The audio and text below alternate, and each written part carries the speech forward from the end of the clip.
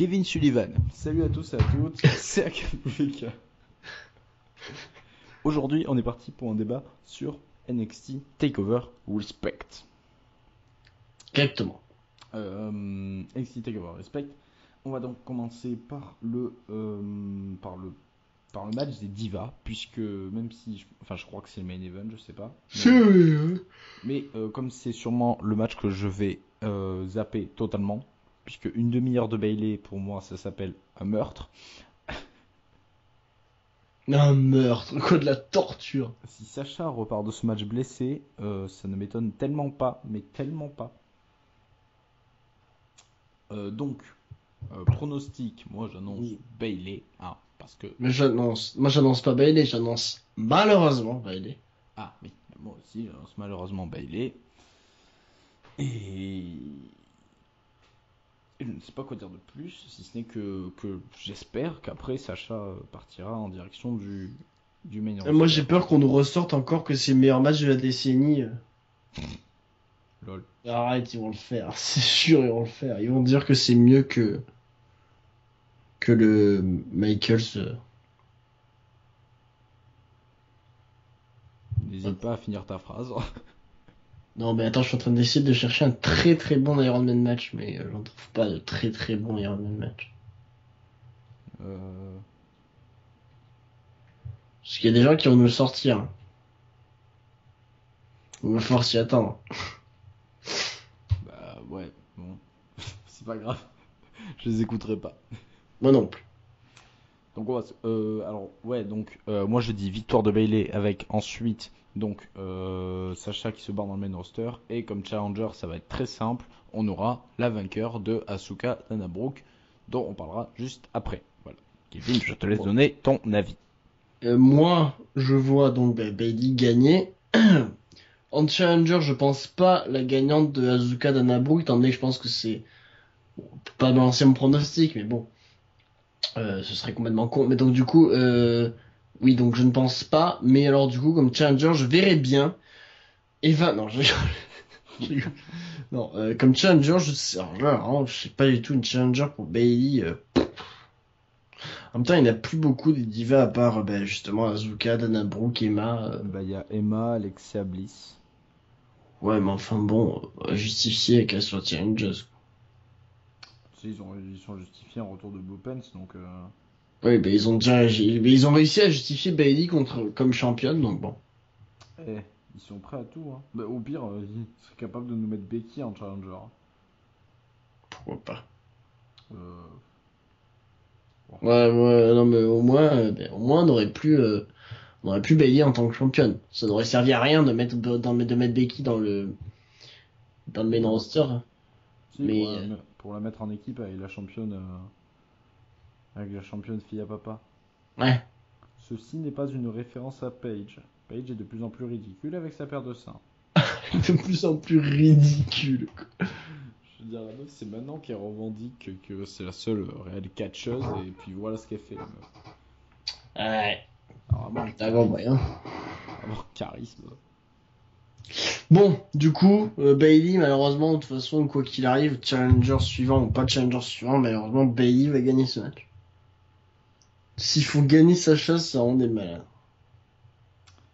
Des bons malades, mais des malades. Ouais, mais non. Enfin, si. Ce que j'allais dire, ouais, non, parce que du coup, Sacha serait pas dans le main roster, mais bon, vu ce qu'il y a dans le main roster, je préfère qu'elle reste à NXT pour nous faire des bons matchs. Exactement.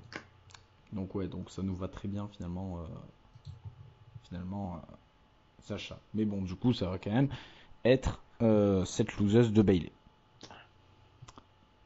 Bon, on va enchaîner du coup pour Asuka Dana Brooke. Moi, je dis aucun suspense, victoire d'Asuka. Moi aussi, aucune justification pour une victoire de Dana Brooke, et que des justifications Ah bah si, pour... une intervention d'Emma justifie totalement une victoire de Dana. Ouais, mais du coup, ce serait pas une victoire. Enfin... Ah, ce serait pas une victoire honnête, mais ce serait une victoire. C'est pour ça que je vois bien un no contest avec une victoire de Emma. Avec une intervention d'Emma, une victoire donc de personne, puisque c'est un no contest. No contest. Moi, je verrais une victoire de Asuka, et même si Emma essaie de débarquer, elle serait défoncée par Asuka. Oui, il peut y avoir ça aussi. Non, mais du coup, moi, je vais pas partir sur des non-contests. et me contenter d'une victoire de Asuka. Exactement, je dis pareil. Pour la suite, après, je pense que ça va continuer entre les trois et non pas les deux, du coup. Oui, peut-être qu'on aura droit à Asuka et Emma. Ou Asuka, Dana, Dana, Emma, Asuka, Nia Jax, puisque faut penser que Nia Jax existe aussi. Ou même Asuka contre Dana et Emma. Oui, par exemple. Mais de toute façon, je sais pas pourquoi ils s'amusent à faire des triple threat avec des tag teams, donc pourquoi pas enfin des fatal four way avec des tag teams, donc pourquoi pas un triple threat entre les trois. Voilà. Dans ce cas-là, ce serait une destruction d'Azuka, mais je pense que du coup, il justifierait que c'est une bête, blablabla, blablabla, blablabla. Ou sinon, Bla. sinon, il trouve une autre japonaise pour mettre en équipe avec elle, donc retour d'Hideo Itami. C'est une autre japonaise. C'est tout ce que j'avais à dire. Attention, on va dire que j'aime pas Hideo Itami, ce n'est pas vrai. Le pauvre. Quoi, il a pas le droit de faire équipe avec Azuka? Non, mais t'as dit, ils vont chercher une japonaise. C'est pour la joke. Ah, on s'amuse. Bon, Match suivant. alors ouais, Donc on va parler des matchs tag team plus tard pour pouvoir continuer sur tous les matchs tag team. Donc on va parler d'Apollo Crews face à Tyler Breeze. On peut... non, rien j'ai rien dit. Apollo Crews face à Tyler Breeze. Alors là, c'est plutôt hésitant, puisque Tyler Breeze est en pleine ascension, rien à voir avec Conor Hector, mais que en même temps, la dernière fois qu'on qui a ne dit sont ça, pas en ascension malgré le nom de l'équipe. donc on disait la même chose la dernière fois, mais il a perdu contre Jushin. Qu'on n'avait Et, pas revu depuis. et Apollo Crews, lui, est encore plus en pleine ascension. Donc, moi, je mise Apollo Crew. Je mise Apollo Crews aussi et je dis pauvre Tyler Breeze.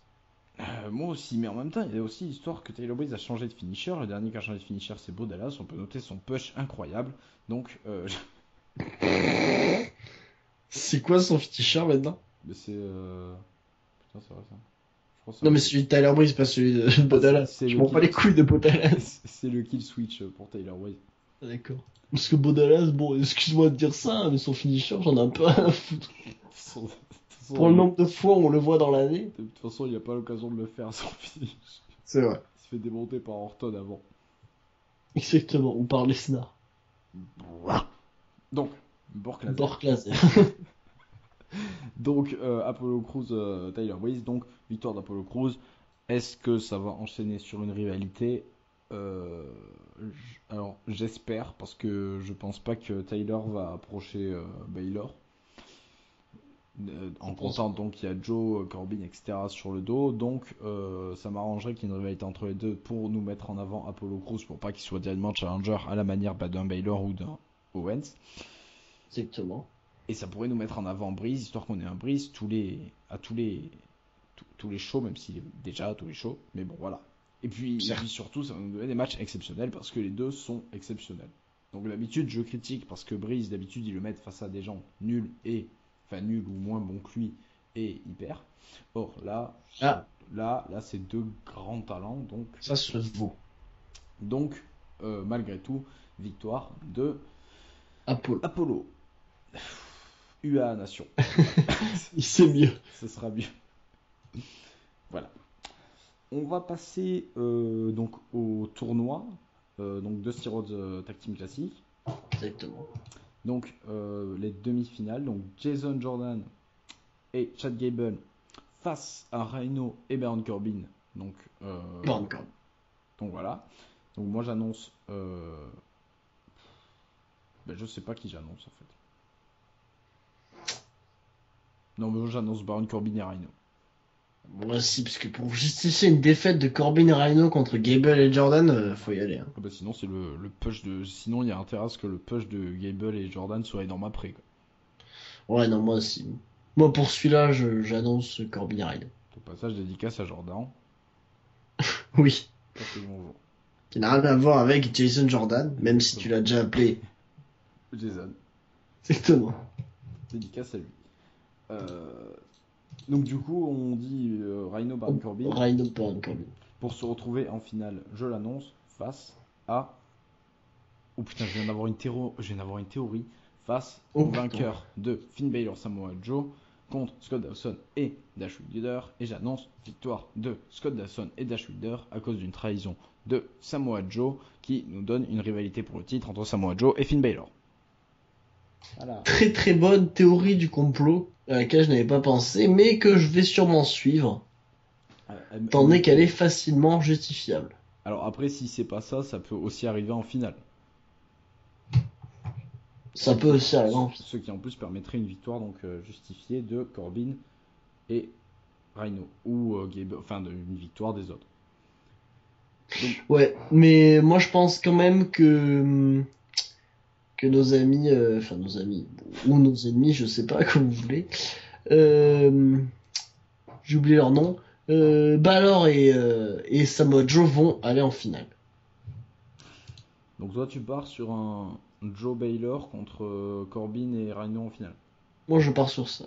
Bon, bah moi je vais partir sur Scott Dawson, Dash Wilder contre Rhino et Corbin et une victoire de Rhino et Corbin. Quoique non, en fait c'est bizarre. Ouais non, en fait je sais pas. Parce que comme il y a l'histoire donc de Stardust et Goldust qui viennent remettre le trophée, pourquoi le trophée pardon, je suis déstabilisé parce que je regarde No Mercy 2004 et il y a Trish Stratus à poil sur mon écran. Ouais. J'en étais où? Qu'il fallait que Machin et Stardust viennent. Ah oui, du coup, il faudrait que ce soit des faces qui gagnent. Surtout que c'est en l'honneur de Dusty Rhodes, donc de faire gagner des L sur un petit peu bizarre. Ah, mais moi je verrais bien, je te dis que moi je verrais bien Joe et Balor gagner, puisque c'est les seuls faces du tas d'ailleurs, je crois. Oui. Donc moi je verrais bien. Ça dépend si tu considères Jason Jordan